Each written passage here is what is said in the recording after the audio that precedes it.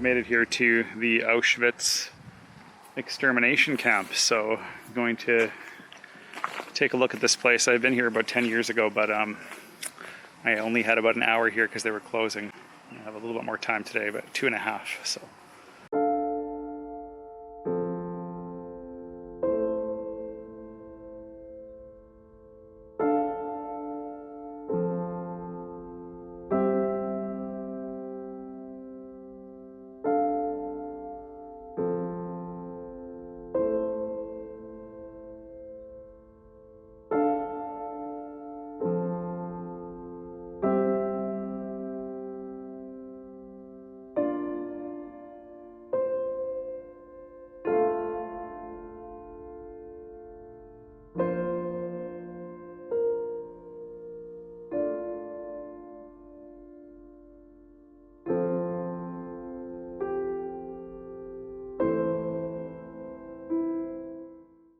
There are very few tourists here today, so looks like under 20 people at a time right now due to COVID.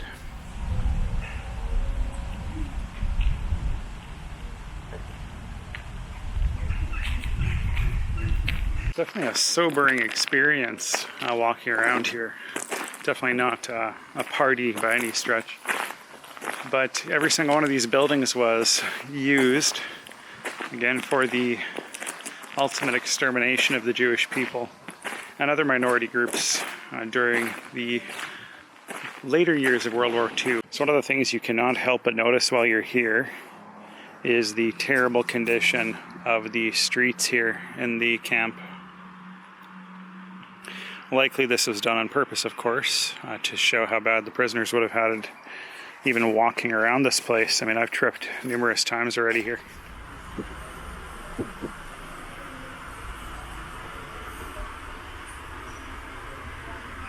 You can see the old barbed wired fence here.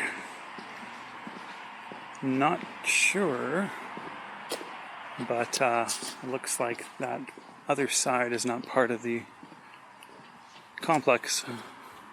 It's like frilly lace in the windows and things like that. Looks like someone's apartment.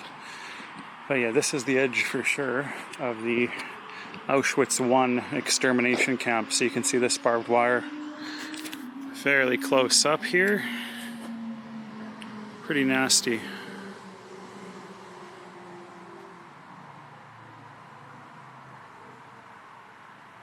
So you can see here, this is the watchtower that the Nazis would have used to keep track of the Jewish prisoners inside of here and to make sure they're not crossing over past the barbed wire. So you can see here it is pretty intense. There's pretty much 2 rows of it, so it wouldn't be impossible, I suppose, but you'd have to get through both rows plus the fence to get out of here. I'm not sure if these are originals. They seem to be not. Looks like they've been updated for sure, but gives you this sense of what prisoners would have faced. So there's definitely an eerie feeling walking down these pathways at this hour.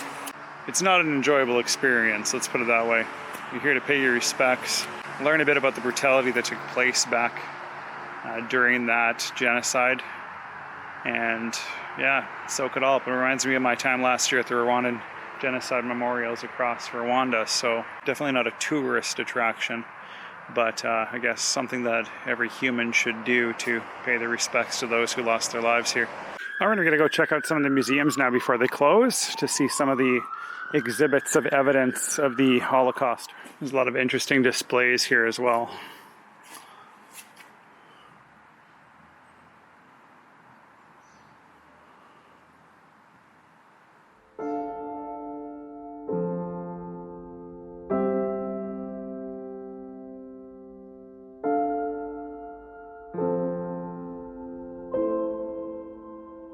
So each of these buildings houses a different museum, at least most of them do.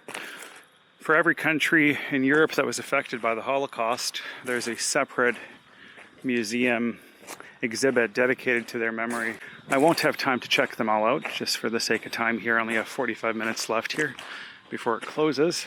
This is the material evidence of the Holocaust. So this is a room filled with Crutches, casts, prosthetic limbs, all evidence of the Holocaust. So quite a vast assortment of evidence here. You can see it goes down all the way to the length of the building, and then also down to the floor way down there. This room is filled with prisoners' luggage as they came here thinking they were perhaps going home, but they packed for the trip, and this was their final destination. You can see just how much luggage is in here. Crazy. Baskets as well. And the shoes of the victims.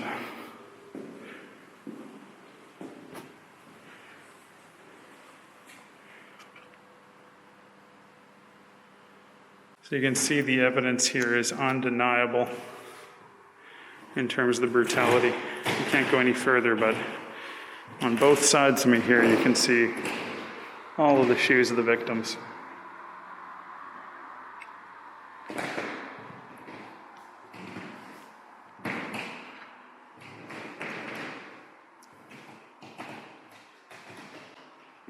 It is an incredibly powerful site for this reason. I mean, you're looking at literally thousands and thousands of shoes here that they've chosen to kind of put in your face, just the raw reality of it all. It's crazy. Definitely come to Auschwitz to pay your respects if you're ever in Poland. It's an absolute must. All right, heading into this last exhibit. This is the Extermination exhibit.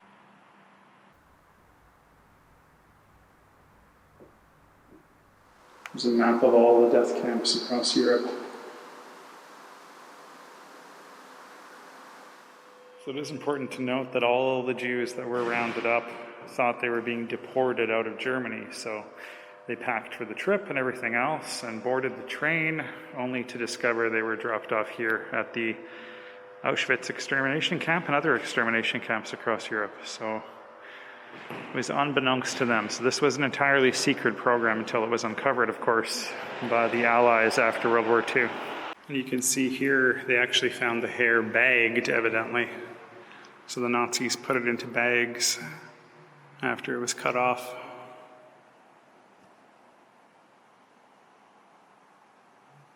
They actually created textiles, cloth, blankets, and so forth out of the human hair. These are the many gas canisters that were used on the victims of the Holocaust here at Auschwitz I. Very incredibly disgusting.